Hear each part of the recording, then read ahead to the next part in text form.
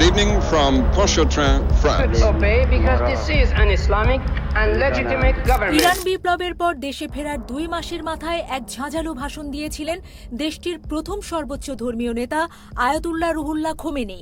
ভেনেজুয়েলার ঘটনা 1979 সালে দেয়া তার সেই ভাষণ ফের মনে করাচ্ছে, যেখানে খোমেনি উন্মোচন করেছিলেন পশ্চিমা সাম্রাজ্যবাদের স্বরূপ, জানিয়েছিলেন নিজের ভীষণের কথা। ভাষণের শুরুর দিকেই খোমেনি বলেন, যারা গণতন্ত্র নিয়ে দাবি তোলে তাদের বলি, আপনারা পশ্চিমে এক ধরনের গণতন্ত্র চর্চা করেন এবং পূর্বে আরেক ধরনের। পূর্বে মানুষ ভয়ঙ্কর এক স্বৈরশাসনের মুখে রয়েছে।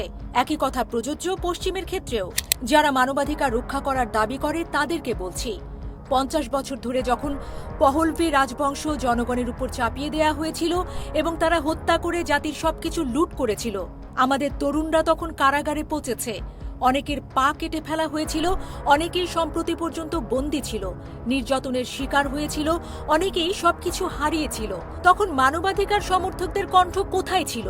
আমরা দেখেছি যুক্তরাষ্ট্রের প্রেসিডেন্ট সেই দুর্ভাগা নিপীড়ক শাহের পাশে দাঁড়িয়েছেন। কিন্তু এখন যখন পূর্বের শাসনের হত্যাকারীরা জাতির হাতে এসেছে এবং জাতি তাদের বিচার করতে চায়, তখনই আমরা মানবাধিকারের নামে উচ্চস্বরে আপত্তি শুনি। তারা কেবল প্রেরণক, মানবাধিকারের জন্য নয়, বরং পরাশক্তির স্বার্থ রক্ষার জন্য কাজ করে। যদি মানবাধিকার সংস্থাগুলো সত্যিই আন্তরিক হতো, তবে তারা আমাদের সমালোচনা করত এই কারণে যে আমরা অপরাধীদের প্রথম দিনেই কেন শাস্তি দিইনি। এটা মানবাধিকার বিরোধী নয়, বরং ন্যায় বিচারের দাবি। অপরাধীদের পরিচয় নিশ্চিত হলেই তাদের শাস্তি দেওয়া উচিত। কিন্তু আমরা তাদের গ্রেপ্তার করেছি, বিচার করছি, তাদের স্বীকারোক্তির রেকর্ড করছি, তারপর শাস্তি দিচ্ছি। অথচ তারা এ নিয়েই অভিযোগ করছে। আমি দুঃখিত যে আমাদের মধ্যে এখনো পাশ্চাত্যভীতি রয়ে গেছে। আমরা ভয় পাই যে পশ্চিমা সংবাদ মাধ্যম হয়তো আমাদের সমালোচনা করবে। পশ্চিমারা ন্যায় বিচারের পক্ষে নয়, তারা মানবাধিকারের পক্ষে নয়, তারা কেবল পরাশক্তির স্বার্থ রক্ষার নামে এসব কথা বলে। যাই হোক, আমরা গণভোটে জয়ী হয়েছি, প্রশংসা আল্লাহর।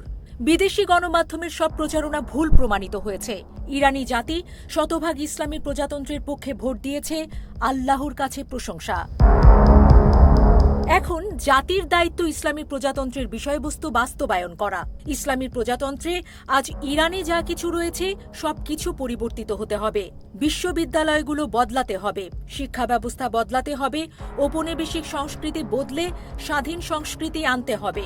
বিচার ব্যবস্থা পরিবর্তন করে ইসলামী বিচার ব্যবস্থা গড়ে তুলতে হবে। অর্থনীতি বদলাতে হবে, নির্ভরশীল অর্থনীতির পরিবর্তে স্বাধীন অর্থনীতি গড়ে তুলতে হবে। শয়তানি শাসন যা স্থাপন করেছিল তার সবকিছু পাল্টাতে হবে। মানুষেরও নিজেদের সংস্কার করতে হবে। কেউ দুর্বলের উপর নির্যাতন করবে না।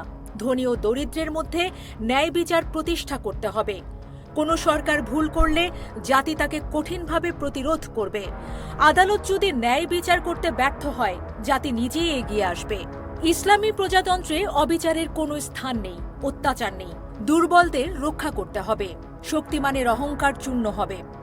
আমরা সবাই ভাই ভাই, সুন্নি ও শিয়া, আরব ও পারসিক, তুর্কি ও অতুর্কি। ইসলামে কোনো বর্ণ বা অর্থ সম্পদ ভিত্তিক শ্রেষ্ঠত্ব নেই। শ্রেষ্ঠত্ব কেবল তাকওয়ার জন্য। সব জাতিগোষ্ঠীর অধিকার রক্ষা করা হবে। ধর্মীয় সংখ্যালঘুদের অধিকার সম্মান করা হবে। বিভেদকারীদের আমি উপদেশ দেই তারা যেন আত্মসচেতন হয়। আমরা সবাই ভাই। আমাদের বাজার হতে হবে ইসলামী বাজার। আমাদের সরকার, আমাদের ভবিষ্যৎ সরকার সবকিছু ইসলামী নীতিতে পরিচালিত হতে হবে। আমরা পশ্চিমের সমালোচনায় ভয় পাই না। আমরা কার্যত দেখিয়ে দেব গণতন্ত্র কি। পশ্চিমা গণতন্ত্র দুর্নীতিগ্রস্ত, পূর্বের গণতন্ত্র দুর্নীতিগ্রস্ত। কেবল ইসলামী গণতন্ত্রই সঠিক। ইসলামী রাষ্ট্রে নিপীড়ন নেই। পুরুষ, নারী, শ্বেতাঙ্গ, কৃষ্ণাঙ্গ সবাই স্বাধীন। মানুষ সরকারের নয়, নিজেদের ভুল কাজ করার ভয় করবে। ইসলামী সরকার অন্যায় করে না। এখানে আর নির্যাতন নেই, পুলিশ সন্ত্রাস নেই। সরকার জাতির সেবক। প্রধানমন্ত্রীরও অন্যদের মতো একই আইন। আমি পুরো জাতিকে আহ্বান জানাই নিজেদের রূপান্তরিত করতে। আজ ইরানে অনেক দরিদ্র, আহত, গৃহহীন মানুষ রয়েছে।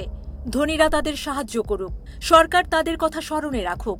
আমি শিল্পপতিদের বলছি, শ্রমিকদের জন্য ঘর তৈরি করো, কল্যাণ নিশ্চিত করো। নইলে একদিন তারা বিদ্রোহ করলে থামানো যাবে না। ইনশাল্লাহ আমি শ্রমিকদের প্রতিশ্রুতি দিচ্ছি, ইসলাম আপনাদের কর্মসংস্থান, ঘরবাড়ি ও সমৃদ্ধি দেবে। ইসলাম দরিদ্রদের প্রতি আরও বেশি যত্নশীল। আমি মুসলিম উম্মার সবার জন্য সাফল্য কামনা করি এই বিজয়ের দিনে।